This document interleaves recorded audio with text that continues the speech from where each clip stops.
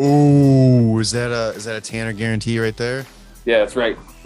90-point season, at least 40 goals. Oh, shit.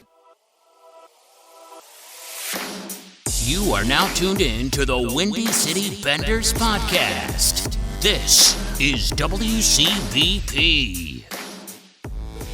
All right, we're back for episode 152 of the WCB podcast, a part of the Hockey Podcast Network, presented by DraftKings. It's Jarom. It's Tanner. Tanner, happy belated birthday, bud.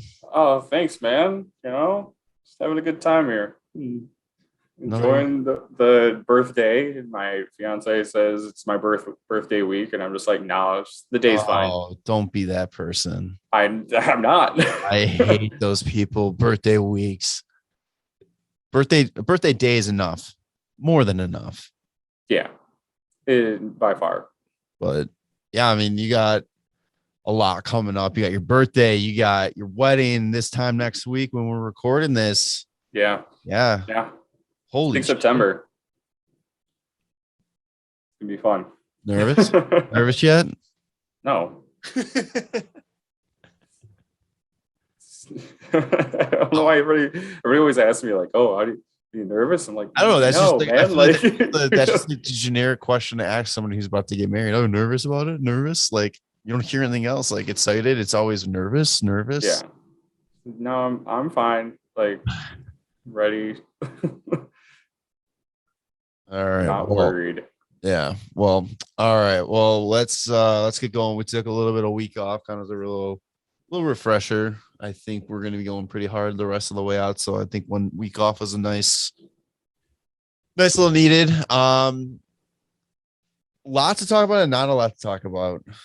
Mainly because we made a lot to talk about with the Hawks. Some signings in the NHL, some big news on the Olympic front. And then we have, speaking of the Olympics, we'll have a nice little starting lineup draft regarding the Olympics. So let's get started with some Hawks talks.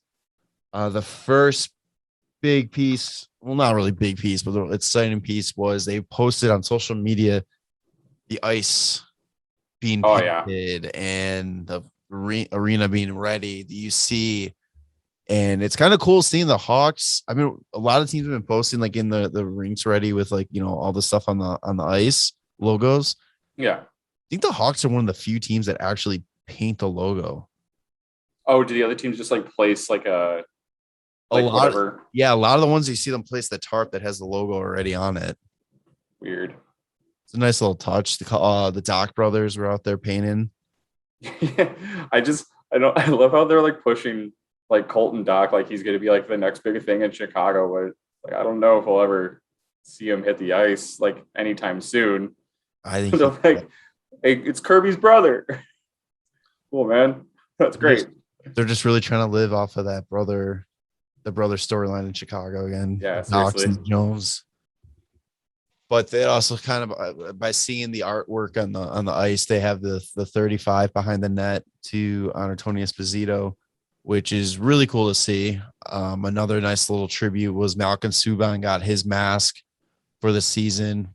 That is pretty much a Tony Esposito mask. Yeah.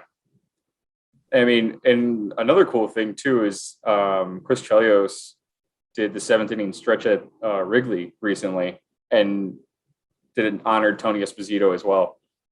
I don't know if you saw that.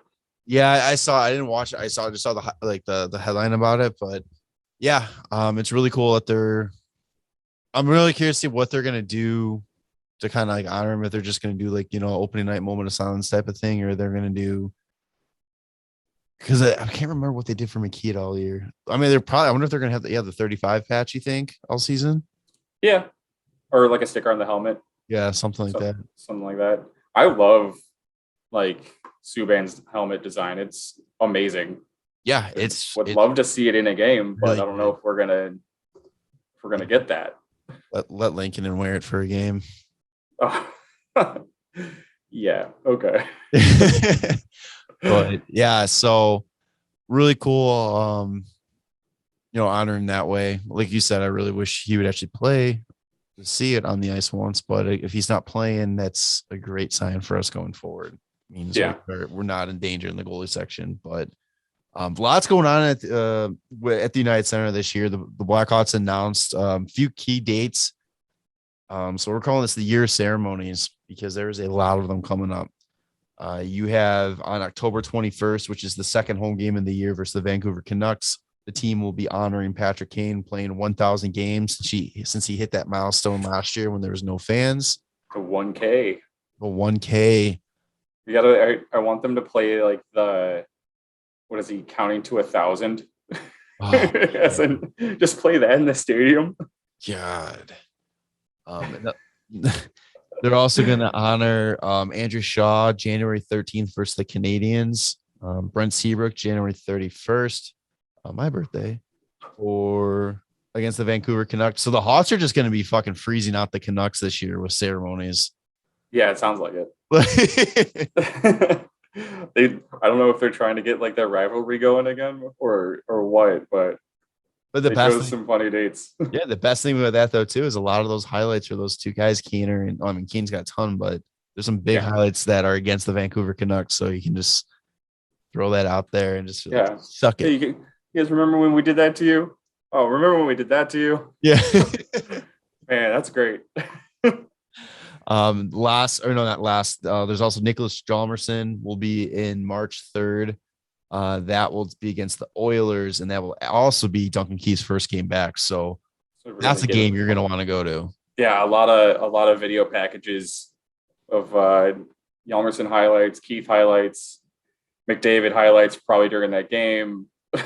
It's gonna be crazy. And then last but not least, Pat Foley in his final game as the play-by-play announcer for Chicago Blackhawks will be honored April 14th versus the San Jose Sharks. I remember back in 2010 when we swept the Sharks for going into that first of 3 Stanley Cups. That's a good one too.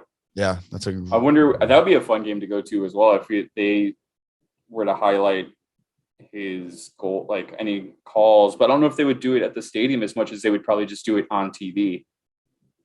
You know? Yeah, I could see them doing stuff in and out like throughout the game, but I think that one is going to be better, I think, to see on TV, like you said, like because they'll go in and out of commercials probably with Pat Foley calls and all that kind of stuff. Yeah, because I mean, you don't hear them at the game, right? That'd be weird. Do they just put him on the PA and just have him announce the entire game and the entire arena can just hear it? So when he's talking shit about Nylander, if he's someone on the lineup still. Who did he talk about? What fucking player was it? He was like, I'm so glad to never see this guy in a Blackhawks sweater ever again. Oh, wasn't it a Russian? Yeah, it was some. I know exactly who you're talking about. It's one of the best things because it's just like, damn, dude, Pat, tell him how you really feel. Like he went off on him. I wonder if that's gonna be part of whatever video package they put together of Pat Foley highlights. Are you trying to look it up? Alexander. God damn it. Yeah, dude. Karpovtsev. Yes. Yeah. If anybody hasn't seen that, look it up. Pat Foley, Alexander Karpovtsev, or I don't know if you want to be able to, if you can pop a clip in here, like of just him just shitting on him, that'd be hilarious. Oh, yeah, I will mark that and toss it in there because it is hilarious. He's just going off and off. And it's funny. People call him like I'm reading the comments on here and people are like, oh, he's so classless, blah, blah, blah. Like, are you kidding me? I love that shit. Yeah. I mean, he's an announcer or commentator and he's a Hawks fan first. And just like as a Hawks fan, like, when you're having to talk about players that are just not putting anything into the game, it's like, man, fuck. Feeling relieved to be like, yeah, glad you're not on this fucking team anymore. Is this true? I don't know if this is a comment on here. I don't know if this is true or not. Because I guess he says something like he traded for nothing more than a roll of tape. So they traded him to the Islanders, and it was a 4th-round pick, which was used to select Niklas Hjalmarsson. If that is true. Oh, really? If that's real, wow. Go from fully ripping this guy to turn him into the greatest defensive defenseman in history. Alexander Karpovtsev. Let me see if I can find the transactions. There we go. Hold on. Start saying things so I can figure it was Niklas Hjalmarsson. It was? Yeah, 4th round pick in 2005, Niklas Hjalmarsson. Holy shit. Amazing. That's perfect. Oh, and now here's really awkward. He passed away. Thanks for Niklas Hjalmarsson. He passed September 7th, 2011. That sucks. Jeez, 10 years. Fuck. Well. So funny that we got him for Hjalmarsson. Yeah, well, you got Hjalmarsson. Yeah. Yeah. Perfect. Well. So, yeah, couple. Are those going to be one last skates for Shaw, Seeds, and Hjalmarsson, or is it just? Yeah, like the one last shift. Yeah. I'm sure unless they're doing something new this year. And here's my question: if they're honoring these, recent players that retired and all that, so weird that there's nothing for Crawford. Ooh, yeah, I don't know. That is weird. Or do you think Crawford is just done with it? He's just gone, and yeah, there's been no Crawford news. That's surprising. Now that you bring it up, I'm curious why there wasn't anything for Crawford this year. Very underappreciated. Yeah, nobody gives a shit about Crawford. Maybe he just declined it. Well, when does New Jersey come in? Maybe they just didn't work out because they wanted to make sure he get to go honor him when he's playing his other team. Yeah, maybe. Is he? He's fully retired, right? He's not still under contract LTIR. Maybe he's just still miffed with the whole not getting signed situation, that he doesn't want to be here at all. Yeah, it's just weird though. I guess I don't know, because I would say if you think about shitty situations going out, Hjalmarsson too kind of was a little bit of a city situation, but I guess it's still not as bad as we just don't want you, or attempt to play you or sign you. It's we don't think you're worth what you're asking for. Yeah. Oh, that's interesting. I'd be very curious to see if anything comes out about why. Or maybe next year. Maybe. I don't know. Something. Maybe they work something out during the year. Is he still maybe? Well, I think Shaw's a Canadian, is in Canada. Seaves is obviously, I think, in Canada. So I thought maybe it's a travel thing. But I don't think Shaw is in Canada.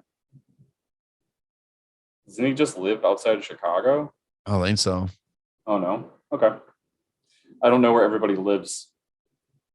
Not that into it. No, yeah. I kind of was curious. I was trying to think of reasons why Crawford might not be, but that doesn't make any sense. But yeah, so that's going to be interesting. Look forward to in the season. Those be really cool. The Hawks usually do an amazing job with their video packages and all that. So there's going to be some great tears coming. Yeah, lots of tears. The Hjalmarsson one, when he came back, when they did the Rise Against Swing Life Away music and then all his stuff, and he had to get off the ice because he was tearing up. Yeah. God, I can't imagine what they're going to do now that he's not playing, so they don't have to worry about that. That's why I want to go to that game terribly bad. Yeah, because when they do Hjalmarsson, and Keith's going to be there to also celebrate that, and then they're going to show Keith's video, and then Keith's going to probably have to take a seat because that is going to be an incredible video with just so much in it. He's got a Stanley Cup winning goal. So that's pretty amazing. It's just, oh man, this is just insane. Looking at just the list that I have written here, it's weird being in that era now of guys that we watched from beginning to end of their career type of thing. Yeah. That's fuck, we're old. Holy crap. Yeah. Unreal. That's how time works, man. Jesus, I hate it. Slow it down. But stop it altogether. Yeah. So that's going into things to look up for next season. So we are a couple weeks away. I don't know when training camp actually starts for the teams. I know the Blackhawks' first game is September 29th against Detroit. That's their first preseason game. I like that they still fit in games against Detroit in the preseason. Yeah. At least like get some games against more games against Detroit than just like 2 during the year. I think honestly it's for the travel reason. That also makes sense. But not going to argue about it. So going into it, we kind of wanted to talk about a couple potential storylines that could develop as training camp and the preseason rolls on, and even stuff that we've kind of talked about here already. But it's going to be really interesting now to kind of keep an eye on what's going on once the puck drops and all that kind of stuff. So the first one that I think is probably the biggest storyline going into this preseason training camp is Jonathan Toews. Yeah. Is he going to be ready? Is he going to have any, rink rust? What's his ability going to be like? That's, I think, the biggest. I wouldn't say it's going to be the make or break for our season, but it's going to be a huge factor on how this team is looking going forward. Yeah, it's how much can he contribute? How big of a piece is he going to be? And I don't know how hard we need or should be depending on him if he's even coming, if he comes back at full health, I'd rather see the more growth out of our young guys than being depending on Kane and Toews to do everything still. It's trying to spread it out a little bit. But the thing is, even missing a year coming back, he's still 1C. There hasn't been a guy last year. I couldn't even tell you a guy last year that maybe stepped up and be like, oh, fuck, there you go. Toews doesn't have to worry about being that the top center. Yeah, that's the thing that I'm worried about. It's he's going to come in if no matter how healthy he is, if he's coming in and playing, it's okay, there's our 1C again. And it's I don't know, is he? Is he going to he's going to have to fill that role, but is he going to be capable of doing it after having all this time off? Connor Murphy talked to some reporters and said that Toews looks like he's ready to go. But the big thing too is, does he look ready to go based on what you guys are doing training on your own there's a big difference between a summer skate to, keep the legs moving versus preseason hockey game and full intense practice. So kind of like you said too, I guess one thing would be how much do you push him during the preseason? Do you give him a game or two, or maybe dress an extra forward it's just, you need to kind of slowly ease him into it, I think. And then day off during the season, you got to give it to him. Do you keep him on a leash? Is that what we're saying? I guess so. Yeah. I know, because I don't even think it's a leash, because I think a leash is saying okay, well, you suck, you're done. I think it's just more of it's more of just weaning him in. I think it's slowly. Maybe he participates in all the training camp stuff, but the first game he only plays a period or something, or gets only slowly build it up, because you don't want to rush it. Or do you want to rush it in the preseason? Have him go full effort and see if his body holds up. So that way we change. Do you think that we see him get scratched at all this year, possibly? If he's not able to keep up? I think they should if he needs it. Yeah. If he thinks he needs a day, I give it to him. Yeah. It's really weird. What, he's going to be 33 going on 34 this year. Yeah. I don't think 19-year-old captain Jonathan Toews. Yeah. I don't think he's going to want to scratch though. Oh no, absolutely not. And that's what's scary, is that I think he's going to push himself as far as possible. And I think if this team is fighting for a playoff spot, you have to you got to let him rest, on maybe those trap game days. Okay, well, we shouldn't lose to these guys, let Toews sit, take a breath, because, we got Colorado tomorrow or the next day or something Oh, like the first or second game of back-to-back, whatever. Yeah, one's like something the like easier that. matchup, technically. Yeah, kind of treat it a little bit like a goalie. That's gonna be so weird. Yeah. It just, yeah, I guess it really just really comes down to how he's looking in training camp. And I think they're going to be, I think it's going to be, all like full speed ahead. Just let him go do his thing and all that kind of stuff. And you play from there. But if he starts, his minutes go down and you start seeing him miss series of games in a row or something, like because all they have to say is like lower body, upper body type of thing. Right. Then it's going to be concerning a little bit.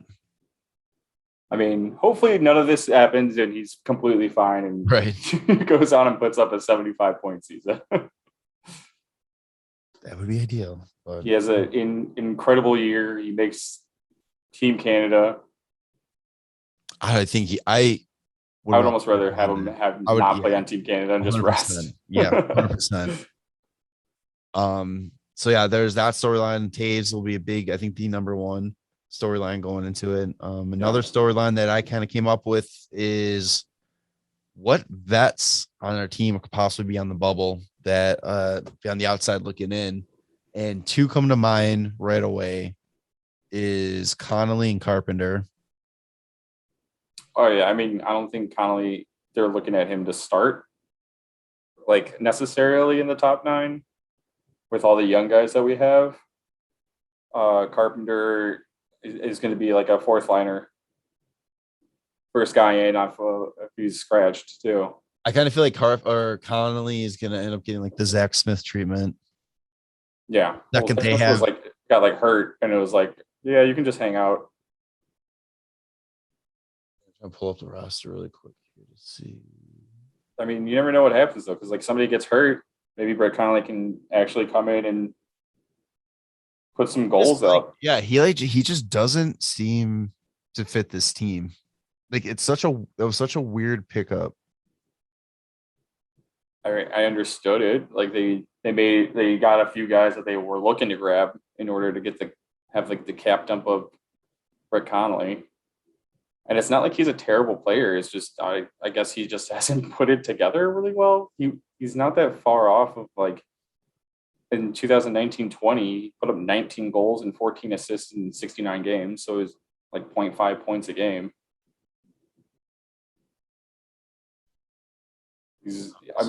Before last year, he was putting up at least 15 goals for the last 4 seasons. So he's a depth scorer. I just don't know if they want to fit him in when they have all the young guys that they want to get ice time to. So I guess we can first look quick. How much is he making? 3.5 for 2 years. Yikes. Yeah.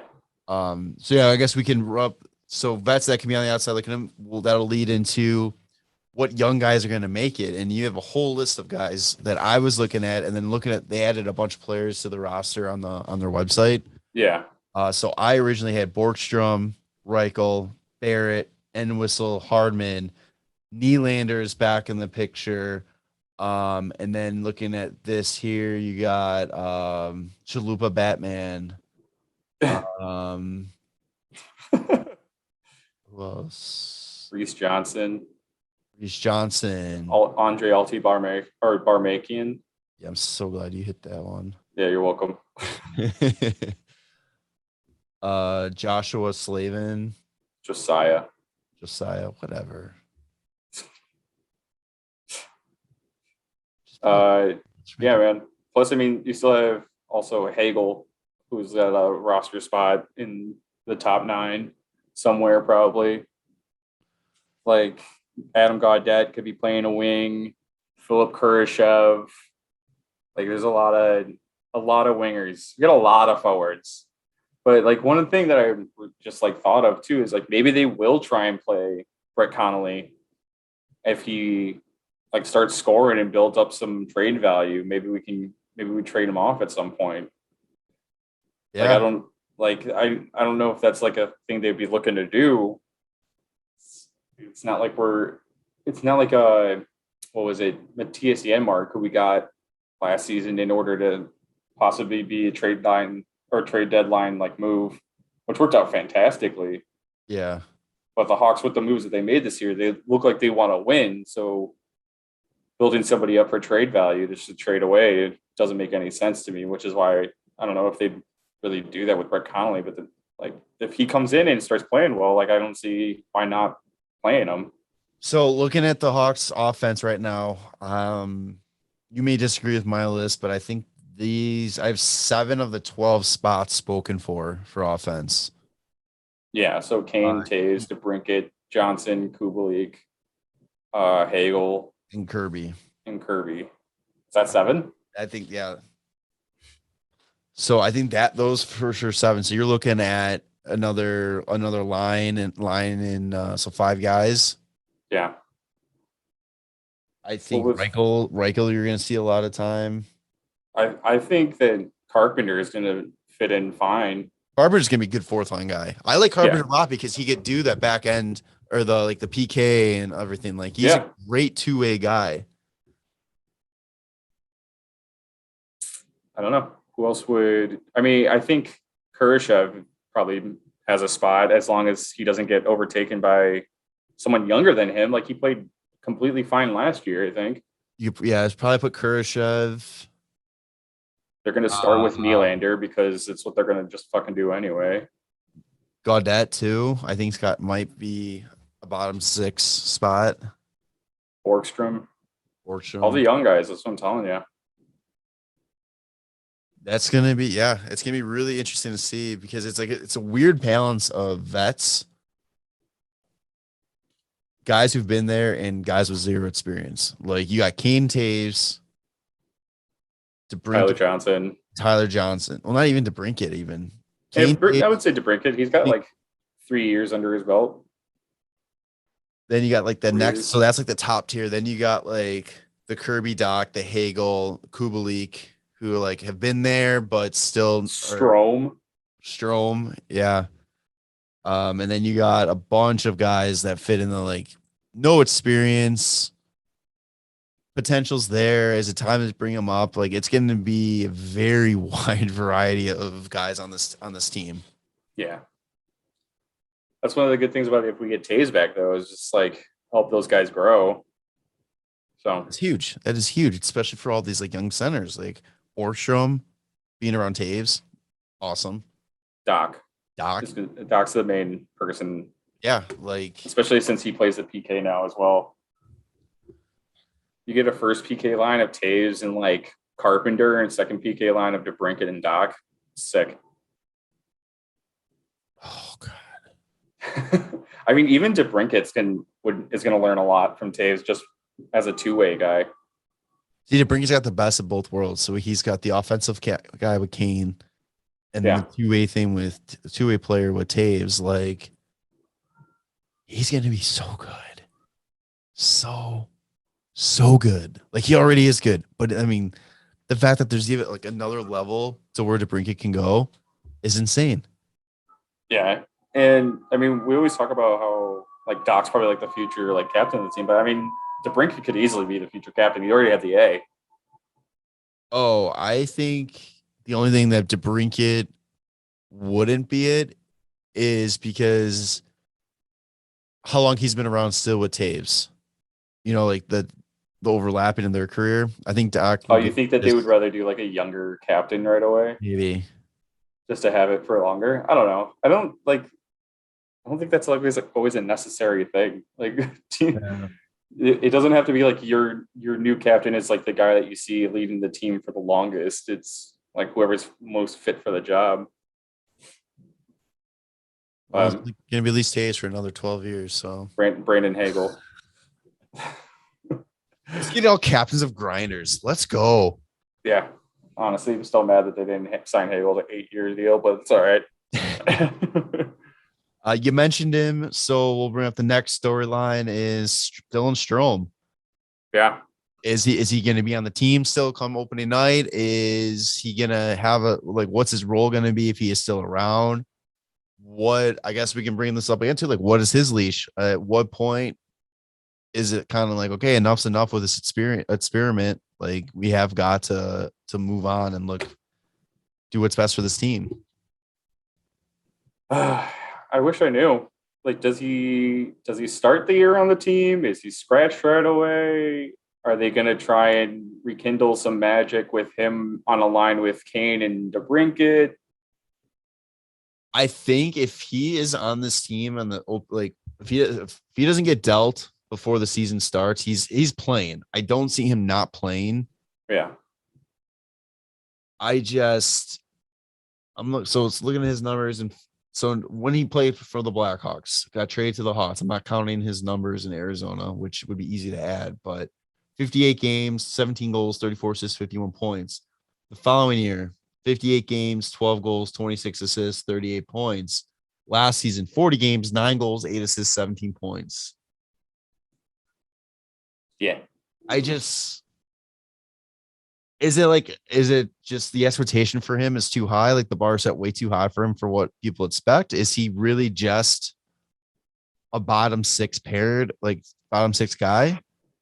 And everybody's just trying to make him out to be something better because of what he was drafted? Oh, maybe there's some sort of magic that can happen on a third line. I'm picturing maybe him with Tyler Johnson and like Henrik Borgstrom, just like a line that like all centers. you wouldn't imagine, like, you can't picture playing together, and then they end up just being like a beast line or some shit. God, can you imagine? Yeah. Because off the top of my head, like, for me, I would picture like first line Toews, Kubalik, and Hagel, and then DeBrincat, Doc, and Kane, and then like Borgstrom and Strome and Tyler Johnson. Because Johnson, I mean, they could all swap into the center. Dylan Strome can play left wing, and Borgstrom or Johnson can play right wing.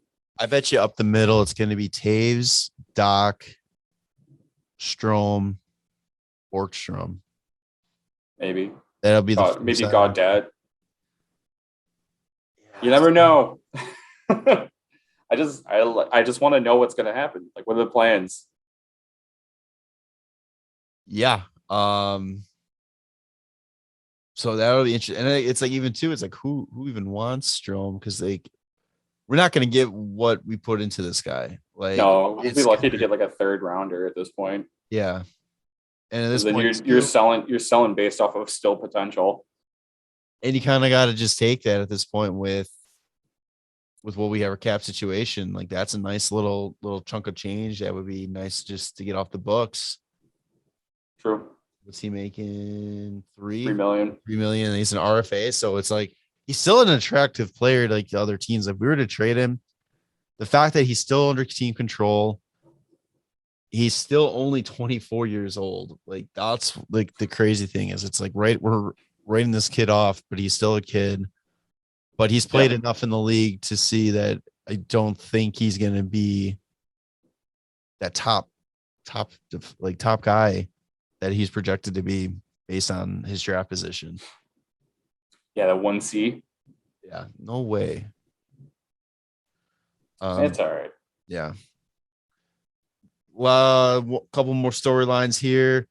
Back end. Who's going to fill in the back end of this team?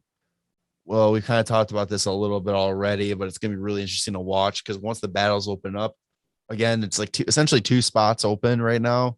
Yeah. The defense, Jones, Dahan, Murphy, McCabe are all in stone. They're going to be I don't know if our top four, but like those are our four defensemen going to the season. Yep. Absolutely. Who comes in after that is the $1 million question. And there's a lot of guys, and it's nice to have so many options. And it's not like, oh shit. Before it's like, okay, well, who's going to play with this person because that person's not ready, or we wish we can grab just one more guy. But let's see. There's Bowden, Caleb Jones, Wyatt Kelnick, Chad Chris, Ian Mitchell, Alex Regula, Riley Stillman. It's a lot of guys fighting for two spots. Yeah. Yeah, I don't. We'll see what they start looking at, like in training camp. That's why I'm excited for. Like, we have less than we have 17 days from right now for the first first preseason game. I mean, you'll get to see like probably not a lot of the starters. You'll probably see all those guys we just listed. Yeah, basically together. If I had to go on a hunch right now, I think it's Wyatt and Stillman. Yeah. As the last two to go in. I think Bowden will be first man up if someone goes down, but I'd like for him to play in Rockford so he's actually playing and he's not just sitting in the press box. I mean, being with the team and practicing is one thing, but I think you kind of saw it with Boquist. His game kind of changed a little bit when he spent some time in Rockford. Yeah. And he kind of it wasn't like a huge step up, but actually playing did a lot good for him. And I would like that for Bowden. Oh, yeah. I mean, especially if he could be leading the back end in Rockford, that'll be huge. Him and Mitchell like leading the back end in Rockford. And Regula. Yeah. Caleb Jones seems to be like he's like the ideal seventh defenseman. Yeah. Keep around just in case. Maybe if Wyatt's struggling a game or something, you put him in the next game, kind of.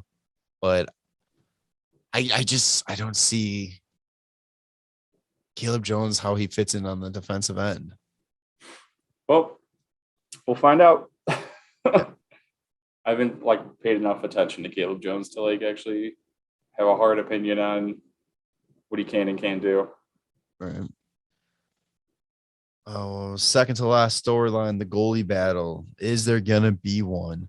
So last year coming into the season, it was a 3-headed race. Whoever wanted it can grab it between Lankinen, Delia, and Subban.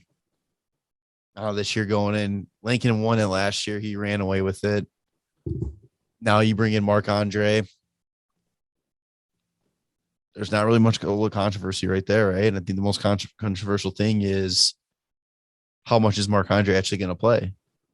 Yeah. I mean, it's hard to say there's going to be a goalie controversy when you bring in a Vezina winner, the most recent reigning Vezina winner. Yeah. I think it's pretty set in stone. That's what you're going to be looking at. So you got Marc-Andre and Lankinen, and then we've kind of touched on this a little bit before, and it's just something to look into. Again, we're not going to go into this again. It's just kind of stuff to pay attention to once the training camp preseason starts. Is Subban and Delia, are they going to try to move one? Are they both going to just battle it out in Rockford? Are we going to carry 3 goalies?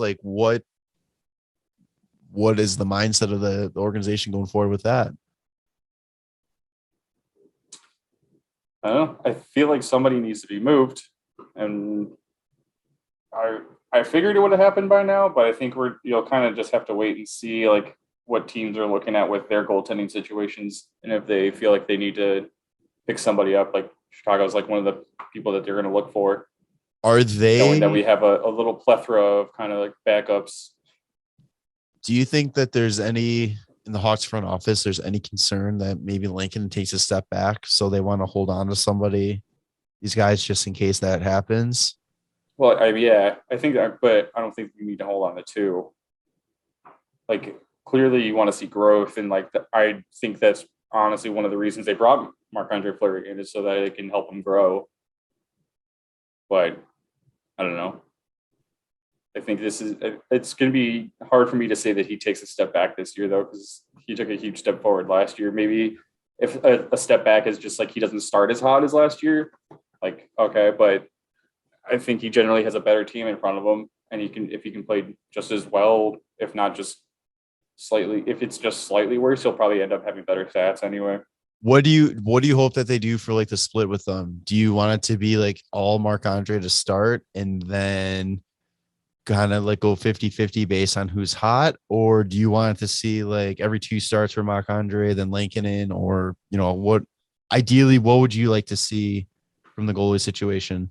I think it would be good to see Marc-Andre take a majority of the starts, and then after like a shaky start, maybe you throw Lankinen in, or on a back-to-back, you play Lankinen against the worst team of the two. And then that way you have Marc-Andre fresh for whoever's like the tougher matchup. But like to start the season, it's Colorado. Like that's clearly Fleury. Oh yeah. And then it's Jersey and Pittsburgh back to back. And so maybe you get Lankinen against Jersey and then Fleury the next day against Pittsburgh. And then that next week you have the Islanders, who I think that's Fleury again. And then a day off, and then Vancouver, which I mean, depending on that game, if we win or lose, as long as it's not a terrible start from Marc-Andre Fleury, I think he probably plays against Vancouver. And then maybe he plays against Detroit and then plays against Toronto, because those are 2 days off in between both of those games. And then you have to finish off October, Carolina and St. Louis on a back-to-back. And depending on which team is looking better, I think you play Fleury against the better looking team. Maybe actually, since Carolina is the first of the two games, you maybe see Lankinen that time. I just don't think that they should flood Lankinen with a ton of ice time like they did last year, where thankfully he played amazing to start, but like you could see it tailed off towards the end of the year that he was just like making a little bit of mistakes and just wasn't as, I guess, lucky in a certain way. Because I'm not a goalie, so like, and I know you didn't play goalie at like professional level, but thanks. Well, no, you didn't. You played high school. I know. I'm kidding. Yeah. But the development of a young goalie like that, though, it's like you go from having him playing a ton to, I don't know. I was gonna say, what's your over under 50? If you say 50 starts over under for Marc-Andre, what would you take? Probably over. So how is that going to affect the development of a young guy who went from playing every day to? Well, actually, I think like right around 50 starts would make sense, and get Lankinen in there for like about 32. So like it's really not a 1A, 1B, but towards the end of the season, you don't know what's going to happen. Like I said before, like in a perfect scenario, this is a Turco and Crawford situation where Turco is the starter at the beginning of the year and Crawford takes over by the end. But it's a different situation since like Fleury's literally, like we said, coming off of a dozen a year. So just for reference, Lankinen hit 37 starts last year. Yeah, I think he maybe can like get around the same amount, but possibly less, especially less big games, at least to start the season. So probably ideally would be a 50-32. 50 Andre 32, just what is it, 47-35? Yeah, that makes sense. Yeah, I would shoot for at least 45 starts for Marc-Andre. Yeah, unless he takes like a huge step back and regresses just because he's not playing for a great defensive team in Vegas. Let's see, last year 36 games started, so he had one less game start than Lankinen last year. Yeah, but he had much better stats. Yeah, obviously. Much better. 40. So his last 4 seasons, so 36, 49, 61, and 46. Yeah, it's pretty good. Yeah, he does a good job. That's gonna be really, really fun, and I'm still dying. Everybody is releasing like their goalie mask for the season, and I'm just still dying to see what Marc-Andre is doing. Oh yeah. I have a little inside like rumor via work that right now all he has is a white mask. It's just white? It's just white. What? So yeah, and he asked for the gold cage from his Vegas to put on it. Oh really? So I think they're still working on the design for his helmet. So he'll probably start training camp with just a white helmet. Okay. Weird. Yeah. It'd be cool if like you don't find out until like game 1 of the season. He comes out like everything's covered, and he like just like Hulk Hogan like, like rip like all his gear, and just boom, there it is. That'd be pretty sweet. Oh man, I'm so excited for that. And my last storyline going into training camp this year is, what does Colliton's leash look like? Obviously, the plan changed from being a rebuild to kind of going all in to win again. So if this team isn't winning like the way they're built to be doing, how fast does Colliton get the boot? I don't know, because I still think that they believe Colliton's the man. I still think he's the guy. I still think he's the right person for this team. The other thing is just I don't know. It depends on like who's available. Like the only thing I can see moving on from Colliton is like if you really believe that this team is going to be able to make the Cup or just make the playoffs in general, and then the team's not in that direction, like you would choose somebody that has been there before, but like who's been there before that's available. I was going to say, this feels a lot like Dennis Savard, Joel Quenneville Quenneville situation, where it's okay, this team is now taking that turn to like compete, so we got to get a guy there. But like you said, there's no Joel Quenneville sitting there looking for a job. Right. Torts or Trotz? Torts? No, it is Torts. It's Torts. I was like, what? Jesus. No. That's Torts is probably the biggest name available. Yeah, but I don't see how Tortorella. Like, I think Seth Jones would want to like fucking kill himself probably if Tortorella became his coach again. Fucking guy. But also, like, I just don't see how. I don't know, with the way Tortorella coaches and the style of coaching, like for the style of his teams play, I don't see that meshing well with players of like DeBrincat, Kane, and Doc's kind of caliber, where they're so gifted offensively, and then he's going to want them to grind in the corners. Yeah, and it's just like, and that's like that's why I think Colliton is the right guy for the situation. I think he's the best possible guy out there at the moment. Yeah, I don't necessarily think he's the best coach for like the Hawks, but the best one available right now. If somebody gets fired during the season, yeah, like who would be on the hot seat? Yeah, like I'm trying to think who. If Quenneville is not playing, if they're not playing well in Florida, bring Q back. Yeah, right. Yeah, that'd be hilarious. I wouldn't come back if I was Q. Yeah, which is I don't know if you saw. Quenneville did an interview with Barstool Chicago, and they were talking about it that he got fired the same day, like he found out, or the same day or the day after that his nephew died. Oh man. So like, yeah, it's like I just think like the Hawks just handled it poorly, and I think that's kind of ruined it a little bit. Let's see what teams. All the coaches I know are on good teams. Yeah, I don't think there's anybody out there unless they wanted to go like Babcock. But please, I'd rather not have that situation. Yeah, well, hate him.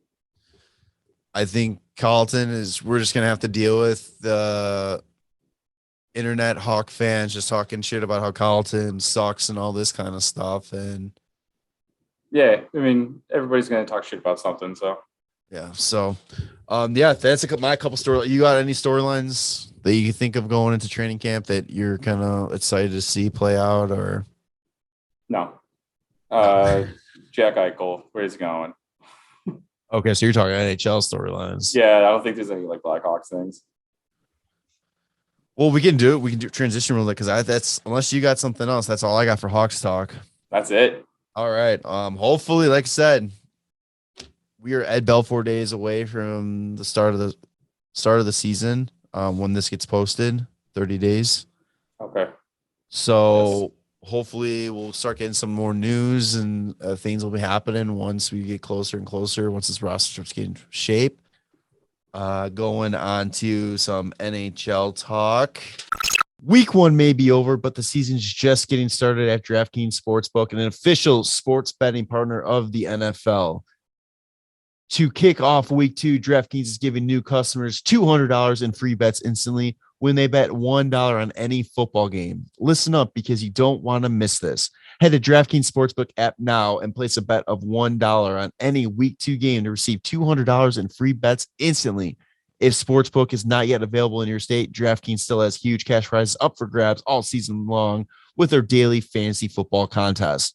DraftKings is giving all new customers a free shot at millions of dollars in total prizes with their first deposit. Download the DraftKings Sportsbook app now. Use promo code THPN to receive $200 in free bets when you place a $1 bet on any football game. That's promo code THPN this week at DraftKings Sportsbook, an official sports betting partner of the NFL. Must be 21 or older, New Jersey, Indiana, Pennsylvania only. New customers only, minimum $5 deposit and $1 wager required. One per customer, restrictions apply. See DraftKings.com/sportsbook for details. Gambling problem? Call 1-800-GAMBLER or Indiana 1-800-9-WITH-IT. So NHL talk. Let's start with the biggest news that I just remembered, but we were trying to figure out our list. Kotkaniemi. Yeah. Did not get matched. Nope. He is Carolina bound, and the Montreal Canadiens go and answer that by trading for Christian Dvorak, who 2 days before the trade bought a house in Arizona. It goes to show you, never buy a house. You never know when you're going to get traded to Montreal. Why would you buy a house in Arizona, though? That team, like, with the most uncertainty of that franchise, where they're going. I mean, if anything, it's an off-season home in Arizona, which is pretty nice. Fair. That is fair. But isn't Arizona really hot in the summer? You would want to go somewhere else. I don't know. I'm not going to look too hard into it. So I was having this argument with Noli, and I want you to tell me if you know the answer to this. He was saying because of the offer sheet that he can get offered whatever he wants next year. What do you mean? So he was saying that because of because I was saying that his qualifying offer for next year will be what he signed for this year, but they can still negotiate a different contract that doesn't have to live up to that point. Okay. He was saying that because it was an offer sheet, it voids all that stuff. That his offer sheet would be. See, and I'm trying to explain it because the way we were arguing, it didn't make any sense. But I just don't know how the offer sheet. I didn't know if you understand how qualifying offers, if it changed at all for an offer sheet player or if it's same rules. Hey, honestly, I have no idea. Not off the top of my head. I can try and figure that out. Tanner. I haven't thought about that. It was just so funny. You could totally tell we're both getting extremely frustrated with one another. And I think we're essentially saying the same thing. But it wouldn't make sense that just because he was offer sheet, because he's still an RFA, it would change how he gets offer sheet or could get offer sheet or a qualified offer and all that kind of stuff. None of that makes sense why that would change just because he signed an offer sheet. If you're an RFA, you're an RFA. Yeah. I don't know how much he's going to make next year, but we'll find out.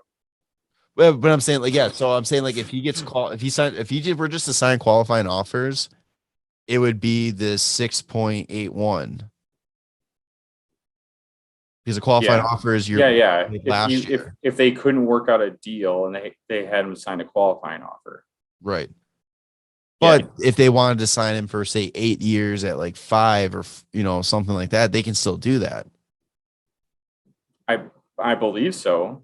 Yeah. Yeah. Okay. That's what it's just the, like you said, it's just the qualifying offer would have to be the base salary. So it actually would be the 6.115, not 35. Oh yeah. Cause that's the $20 signing bonus. Yeah. The fucking signing, dude. Bunch of jerks, man. I love how petty that was, but It's such a silly offseason. it's so silly. So then you had including how silly it is that the New York Islanders are announcing signings that everybody knew about the day free agency opening, but they just made it official this past week. Well, yeah, they had to figure out how it was all gonna fit. They just have handshake agreements until they could figure out how it all fits in. Yeah, pretty much. I don't know. That's so funny. They signed Sorokin, Cizikas, Beauvillier, and Palmieri all on the same day, which is all the guys that they wanted. They also signed Zach Parise like this past weekend, but there's been no details about what that deal is because, I think it's because they have no cap space. Palmieri was a $5 million cap hit for 4 years. How do you say Anthony Beauvillier 415 cap hit for 3 years. Cizikas 6 years at 2.5 per. Yeah, which is crazy because he's 30 years old. That's insane. So we're gonna keep you until you're 36. He's what, a third line, fourth line player too? Yeah, good for him. I think he spent his whole career on the island. Yeah. And then Sorkin was 3 years at $4 million per. Yeah. So not all, very team friendly deals. Yeah, I sent this picture to you guys because I think it's really funny that a majority of the contracts that Lamoriello hands out are even dollar amounts with nothing. It's looking at their top 6 contracts on the forwards, it's 7 million, 7 million, 6 million, 5 million, 5 million, 5 million. It's just it doesn't fuck around with anything. It's I'll give you whole or $500,000 and that's it. I'm not good with numbers, so we got to keep it simple.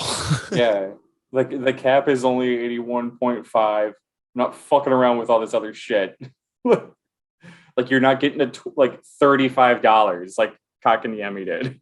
Isn't Crosby's contract 8.7, 8.7, 8.7, 8.7? No, it's just 8.7. 8.7? Okay. Yeah. And then Buffalo had some signings as well. Yoki Haru and Casey Middlestat both signed identical deals. Matching 3 years with a cap of 2.5. Yeah, not bad. Yeah. I don't think either of them really did anything to deserve more, or that's just Buffalo hanging on to their guys. It's just Buffalo trying to convince themselves they still have Jack Eichel, so they got to work around his contract. Yeah, Casey Middlestat was supposed to be so good. Yeah. He didn't have a bad season, 22 points in 41 games, but his first full season, they were oh, he's going to be he's the favorite to win the Calder. All right. Good. Where did he play? He played college, right? I don't remember. Where did he play? Let's see. Yeah, Minnesota. University of Minnesota. But they drafted him from the USHL, it looks like. Amateur, so he played U.S. National Development Team, Green Bay Gamblers. Played 1 season with Minnesota, second on the team in points that year as a freshman. 11 goals, 19 assists for 30 points. In 34 games. Yep. And then career high is 25 points, which he did in 18-19. Yeah, which was his first full season. Minus 19 that year, too. Pretty good. The other guy that I was upset that the Hodgson draft was at Wahlstrom. That's on Oliver Wahlstrom. Yeah. On the Islanders. I don't think has he really played yet though? I think he played this past season. Did he? Yeah, isn't he the kid that was showed on Sports Center the first one ever that did the spinorama threw the puck into the net at a 10-year-old game? And then it was in Boston. Yeah, some shit like that. Let's see. Yeah, Wallstrom, he played last year 44 games, 21 points, 12 goals, 9 assists. Not too bad. No. Five The only playoff other points. notable kind of signing that's happened recently was Drake Batherson, who you didn't really know about, but he's one of Ottawa's young guys.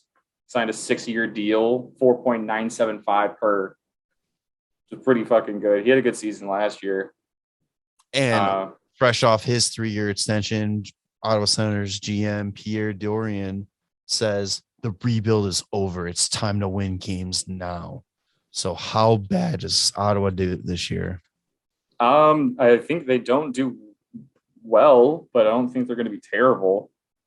Another year of Tim Stützle, like he's amazing. They still need to sign Brady Tkachuck, but they have a ton of cap space. They are so young. Like, I don't know, questionable goaltending possibly with Matt Murray and Anton Forsberg. They're still paying Bobby Ryan and Dion Phaneuf. That's hilarious. Who else are they? I don't know who else is going to be on this team. Yeah, no, I don't think they're going to be terrible. They weren't like really bad last year. They could score. I think, weren't they like the only team that didn't get shut out? Yeah, the only team that weren't shut out last year. Their average age of their forward core is 23.6 years old. That's pretty. This team is going to be. This team's going to be good. I just don't. I think saying that the rebuild is over is. Very premature. Yeah, 100%. I think we're still a couple of years away. Dude, Tim Stützle is going to have a sick season, I bet. 29 points in 53 games last year. God, he was so good. Yeah, he's fun to watch. Like, I think that's highlights. Yeah, I'm really curious. Going to be good too. I'm really curious what Brady Tkachuck's contract's going to look like. I wonder if it's going to be similar to like Matthew, who's at $7 million. What was his 3 years, $7 million per? Yeah, does he? And I guess that's the question too. Is he going to sign a bridge deal, or is he looking for something long term? I'm sure they're going to probably try and bridge deal it with the way the cap is. I would want to bridge deal it if I was like these young guys that knew that like you can get paid once the cap starts moving. I would take like a 3-year deal. Like it's still like the money that he's gonna get. Like he's at least getting $6 million. It's not like his money is like. Oh yeah, he's also only 21 years old. Yeah, you sign a 3-year deal. That's about the time they're thinking that the cap will be moving up again 3-4 years. You're setting yourself up for a very nice payday. Well, yeah. Plus they already signed like their number one defenseman Shabbat for like 8 years, $8 million. He makes the most on the team. Second most is fucking Matt Murray, and then no one else makes over $5 million. This team's an insanely good like cap space. Yeah. So it'll be interesting. We'll see what Pierre Maguire and his analytics does for the Ottawa Senators and his weird fucking stats. I mean, I could see them just going 8 years with them too, like how they did with Shabbat, but I think maybe in their best interest in order to like keep the cap somewhat low still, even though they have $25 million in fucking cap space. Like I'd do a bridge deal. I'd sign 3 years for $7 million if I was Brady Tkachuck. The Matthew Tkachuck deal. Yeah, exactly what you said. Was that the same length, like 3 years? 3 years, $7 million. Yeah, that's exactly what I would do. Maybe take 6.5 if you want to, do team friendly, but don't even need to though. Exactly. There's like we said, $24.5 million in cap space currently. And like especially teams like that, like I don't know.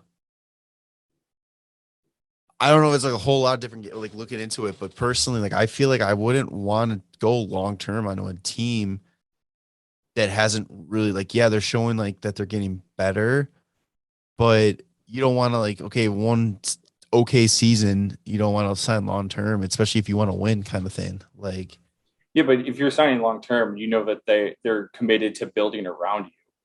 Like you're not you're part of the core. You can be you can know that they're committability around you, but knowing that they want to versus what they're actually going to do are two completely different things. And that's another thing. I mean, the other thing too is like maybe you end up like fucking Jeff Skinner. Like you get paid long term, and guess what? Hey, there you go. You're getting paid at least. If you fucking suck the next 2 years, like well, yeah, fuck it. Brady. I got 6 more to make up for it. All right, you talked me into it. Brady signed an 8-year deal. Do it. Fuck it. No, right? You always want that like, yeah, I guess insurance, but just like the sure thing. Like, oh, I can do 3 years at this much, and then hopefully I'll be making more after that. Or you can be like, all right, or I can just be making this much for 8 years guaranteed. He'll still be 29. Yeah. I mean, he'll still and be. That's still good for another like 8-year deal. That's the good thing about like making it to the show, like right at 18, is your fucking first deal comes up at 21. Use this deal to stock the bank up, and then the next deal you can go cup chasing. Yeah. The other thing too is you can do a backloaded contract like how DeBrincat did, where his only $6 million AAV, but his base salary is $9 million in the last year. So when he's an RFA at the end of his deal, the qualifying offer has got to be $9 million at least. So he's making at least $9 million when his deal's over. That's insane to me that DeBrincat's still an RFA at his contract. Yeah. God. Paying him $9 million is going to be on the cheap end. Mm-hmm. So hopefully we can get something done. Like, I mean, his next deal is clearly an 8-year deal. And it's going to be in the Toews Kane area. Oh yeah. 10.5 to 11, I think. Yeah. Especially if he turns it up again like he did last year. Yeah. he's going to be getting close to, I mean, Artemi Panarin money. Oh no. Also, I'm saying Brink is getting a 90-point season at least this year. Ooh, is that a Tanner guarantee right there? Yeah, that's right. 90-point season, at least 40 goals. Oh shit. Tanner guarantee. We just got a social media clip right there. So we have evidence. Boom. That's gonna be very curious to see that. I hope so. Yeah. Oh God, don't even put that. 90 points from him. That means Kaner's getting at least 100. Oh God, yeah. Fucking let's go, hockey. Watch DeBrincat end up with like 21 goals, like 52 points. I'm just gonna be like, God fucking damn it. Good thing I didn't give a guarantee on that anywhere. Yeah. All right. The next bit of information too. Winter Classic jerseys came out. I totally forgot it was Minnesota versus St. Louis. Yeah. A lot of mixed reactions on these jerseys. I love St. Louis, although they just remind me of the New York Ranger ones. Just changing up the color. Yeah. I think they look good though. Very clean, very simple. And then Minnesota is where a lot of debates coming from. What did you think about those? That's it. Like they're very The two stripes, like above the name and then below it. I'm trying to find them again. It was way too much for me. A lot of sirens today. It's a nice day in Chicago. What do you expect? It's true. This is Sunday. Everybody's going to church. Yeah, so it's got the MPLS. Yeah. Minnesota Stars, St. Paul. Yeah, it feels like just too much. Yeah, it's kind of awkward. And then too, they had the patch, the elbow patch. They have an elbow patch? Yeah, like just a tan patch, like your professor jackets or sweaters. I literally cannot fucking find this jersey. Here, I'm gonna send it to you in the chat. Thanks, man. Hey, just from like what I remember seeing, it was fucking not that great. It's kind of weird. All right. Oh, they have elbow patch. Like what the fuck? It's not a blazer. Yeah, they had so much potential, I think, like, especially after they hit it out of the park with the reverse retro last year. Is the MPLS supposed to be from Minneapolis? Yeah. It's just weird. Honestly, I think it would have just like looked better if they just did without the MPLS in St. Paul and just made the center logo slightly larger. But I don't know. Yeah. Yeah. It reminds me of just like the New Jersey Devils jerseys. The Christmas jerseys. Yeah. It's just ugly. I didn't know that they had the elbow patches. Like, that's horrible. It's terrible. Whatever. All right. Two teams that just really don't like and don't care about. Yeah. So don't have to worry about that on New Year's Day. But all right. Last bit of info before we do our starting lineup draft. The Olympics and NHL crossover we all been waiting for is back. That's right. NHLPA, NHL, and the IIFC. IIHF, yeah. Come to terms on NHL players returning to the Olympics this year. And oh boy, I think we talked about it on here. It was a group chat about how poor China being they're screwed. Division. They're so screwed. They got Canada and US. Did we not talk about this last time? No, we talked. I think we talked about it was like potentially happening. Oh, yeah. It's Canada, US, and Germany versus China. So I think this very well might be some of the best Olympic hockey we're going to have seen in a long time. Like, it's going to be all these countries are going to be stacked. Canada is going to be insane to have McKinnon, McDavid, and Crosby all on one team. US is going to be insane to have Eichel, Matthews, and Kane all on one team. Hopefully Eichel can play. Yeah, seriously. Yeah, man. Germany's going to be really good with like Stützle and Draisaitl, Maurice Seider from fucking Detroit. Then you got like Sweden's always putting up competitive teams. Finland always puts up competitive teams. Russia, people forget that they can also pull from the KHL. So we might get to see Datsuk again. Yep. Get a little Jaromir Jagr. Dude, that'd be hilarious if he does. I don't know. Is the Czech even in it? I thought so. I don't remember. I didn't look at any other groupings besides US and Canada. But it's going to be fun. I'm really excited for it. Tokyo ice hockey. Tokyo. Oh, it's just because I did hockey, so they're showing me floor hockey or field hockey.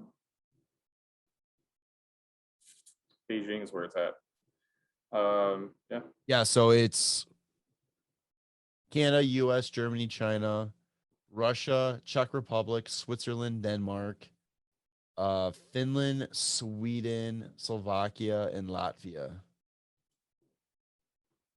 Okay. That's going to be interesting. That'd be hilarious if Jagr was like on the Czech Republic team. It's got to be great. So, yeah, a lot of fun Olympic hockey. It's, finally going to be nice to have a reason to watch the Olympics again because we mentioned before we talked about it before, and I still don't even remember who the fuck won. Russia. They beat Germany. Man, it's going to be so great to be able to watch that. Yeah, we were talking about that last episode when we were talking about like what the groupings were going to be. And we just remember Russia won it last year, and Ovechkin was just in the locker room punching air because he won the Olympic gold medal with Team Russia. Well, not even Team Russia. Russian Olympic Committee is what I think they're called. Yes. So that's it, really, for NHL talk. You got anything else that you can think of that came up while we're doing the shit? All right. Well, since we just talked about a little Olympic hockey, we thought what better way to get pumped for Team USA, then to draft our starting lineup of our all-time USA hockey roster. Yes. So, Tanner, you have the honors of going first. Perfect. So I'm under the impression that it's just whoever has played the best for the US in the Olympics, right? I was not just like best players to ever be on the Olympic team, or I was just assuming any American. Any American? Yeah. Any American player, not even if they made the Olympic team? Yeah. What? I mean, there's some great, there have been, I can't think of any top of my head, but there's been some decent players that didn't make the team. Well, I'm just saying, like, you wouldn't say like Austin Matthews. It's like he hasn't played on the Olympic team yet. I would say Austin Matthews is a great American player. So we're just doing greatest American. I think just some team. I thought it was going to be with the Olympics. Anybody who could potentially could play, could have played, did play, didn't play. Okay, well, I'm going with best Olympic players. Okay. I think my first one is, man, what was I gonna do? It is Mike Ruzioni. Wow. Okay, I thought I was the only one that's gonna want to go back to like the 80s. But yeah, that's what I'm doing. I'm doing the old Ruzioni. Guy should have been cut from the team and then shoves it up Herb's pooper, getting the game-winning goal. Fucking captain and everything. So I'll stick with the 80s theme. I'm going with Jimmy Craig. Yeah, that's what I was gonna do for my goalie, but that's fine. I'm gonna go with the other great American goalie, Ryan Miller. So is that 2 drafts you've done that Ryan Miller's been on? Yeah. What was it? It was greatest player to not win a cup. Yeah. Yeah, that makes sense. All right, forward. I'm going to go. We'll keep it 1980. Jack Callahan. Okay. OC, baby. Yeah, you're just going off of the movie. I'm gonna go with the first defenseman, Brian Leach. Okay. Yeah. What do you think about that? I think about that. I see you're Brian Leach, and I raise you the greatest American defenseman of all time, Chris Chelios. Okay. Okay. I see what you're doing. Let's see. Oh man. It's crazy when you're like, I'm like searching through like on these like Olympic teams, like even on the USA hockey men's like Olympic statistics, like of all time. They have Herbert Drury has 33 points in 9 games played. Do you know when he played? No. 1920 and 1924. Jesus. Yeah. And he won 2 silver medals. And it's what the fuck? It says he was born in Canada. That's hilarious. No, I'm gonna go with Tony Amani. You bastard. I was going. So you're going Tony Amani. I'm going Jeremy Roenick. Yeah, that's a good one. That was I just did that because I knew you were gonna fucking say Tony Amani. Well, I was gonna use them as my fit. That was like my backup in case you took somebody else I was thinking of. So I was like, I'll just throw a Monte in there. Let's go. You need a forward and a defenseman. Yeah, I'm gonna do Brian Rafalski for their defenseman. He played for 3 Olympic teams, won 2 silver medals, and in 2010 he was the tournament's best defenseman. What was the last name again? Sorry. Rafalski. Played for the Wings and the Devils. All right. Oh man, I've been trying to find this list of stats that you're looking at, and I haven't been able to find it. It's on their U.S. hockey website, but then it's also on Wikipedia too.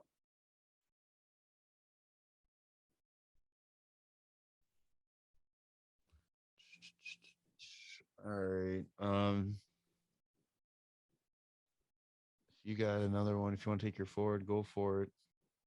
Oh no, you can go ahead. You just don't know it all. I'm drawing a blank right now. Sure. I think my last forward is just gonna be, where'd he go? Yeah. Yeah, I'm just gonna go Brett Hull. Okay. I think that's a pretty easy one. He had dual nationality though too, right? Yeah, I think he did.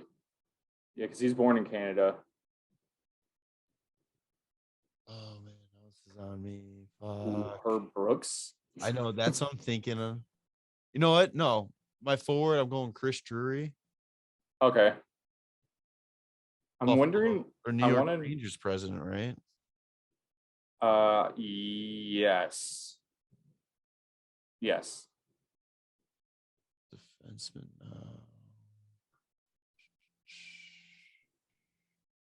Yeah, and so what? You have one defenseman left? Yeah, one defenseman left.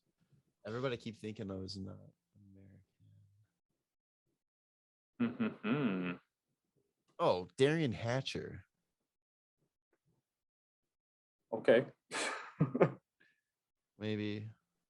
It's pretty funny. Like, of all these players on this team, Kaner could have been. I'm surprised you didn't take one of the only. Well, Chris Chelios is a 4-time Stanley Cup. Or sorry, not 4-time Stanley Cup, 4-time Olympic, U.S. Olympic player. Kaner could have been a 4-time Olympic player. Kaner could still be a 4-time Olympic player. Keith Tkachuk, 4 times. Yeah, man. If they would have done the Olympics last time, Kaner would guaranteed be a 4-time Olympian. He could have been a 5-time Olympian. I still think that Kaner is going to be a 4-time Olympian. I'm going with Captain 2026. My defenseman, I'm going Captain America, Jack Johnson. Jack Johnson. Okay. Honorable mention, Mike Modano. Yeah. Don't know why we didn't think of that. Who else is like some weird? Oh, who was what is it, like Abdelkader was like a fucking U.S. Olympian. Blake Wheeler, he's going to be on the team probably again. Phil Kessel, probably honorable mention. Yeah. Max Pacioretty's going to probably be on the team this year. Yeah, Jack Johnson, 2010. Jordan Leopold, 2006. I was thinking about him too. What? Brett Hedican? Holy shit. Talk about a gap between Olympian years. 1992 was the first time he was an Olympian, and then 2006. What? Mike Richter was probably an honorable mention for goalie. How the fuck did he make the Olympic team that far? That's crazy. Also, how was it? Wait, they had the Winter Olympics in 92 and 94? That doesn't make sense. That's what it shows. Oh, Keith Tkachuk, another honorable mention. I thought you said Keith Tkachuk, or did I say Keith Tkachuk? Nope. No, not like as a pick, but I just mentioned his name. Oh, did you just mention it? Sorry, I've been. Yeah, I think when you were thinking, I honestly have been like zoning out half the stuff you're saying now. Looking at this list, James Wisniewski. Yeah. Doug Waite. I don't understand the 92 and 94 thing. Let's see, 1992 Winter Olympics. Maybe this is something I'll just have to look up afterwards. Because they're both legitimate. Yeah. If anybody knows why, let me know. Did they used to do them every 2 years back then? I don't think so because there's not a 1990. This was the only Winter Olympics to take place 2 years after the previous edition of the Winter Olympics, and the first to be held in a different year. Oh, is it? Did they swap? Did they used to do Summer and Winter Olympics in the same year? Is that why? I don't know. Because that would make sense. And just like, oh, then we'll do it every Winter Olympics every 4 years, but it's a two-year difference between them. The Winter and Summer Olympic Games were held in the same year until 1992 after a 1996 decision by the International Olympic Committee to place Summer and Winter Olympics on separate 4-year cycles. Okay. So it was because of the change. So the 92 Olympics was held the same year as the Summer Olympics, and then they just did it 2 years later for winter. So it changed 4 years later. Yeah. Okay. Wow. We got down to it, guys. History lesson in WCB podcast. We're a history podcast now. I didn't know that at all. I don't know. Interesting. So, all right, let us know who your all-time American players are, whether it be they played for the Olympics, will play for the Olympics, or what. And let us know what else we should draft next episode. Other than that, you got anything else to say, bud? No, not at all. All right, so this episode coming out on Monday means I don't know what our schedule is going to look like going forward, but we'll figure it out. We're getting married next week, so I don't know. Tanner's got some big life things going on, so we'll figure it out. So make sure to follow us on social media at WCB Podcast on Instagram and Twitter. Like us on Facebook, the Windy City Podcast. Windy City Benders Podcast. Follow the Hockey Podcast Network, HockeyPodNet, on all their social media. Use DraftKings promo code THPN. Subscribe to us on YouTube, Spotify, and Apple Podcasts. Leave us a 5-star review. Episode 152. What do you want to call it, bud? Oh no. What the hell are you talking about? Olympics are back. What's that? You want to go Olympics are back? Yeah, sure. Why not? But the least talked about thing on the episode? Yeah. you gotta call it the Olympics are back. And then everybody's like, when do they talk about the Olympics? And it's at the very end and very shortly.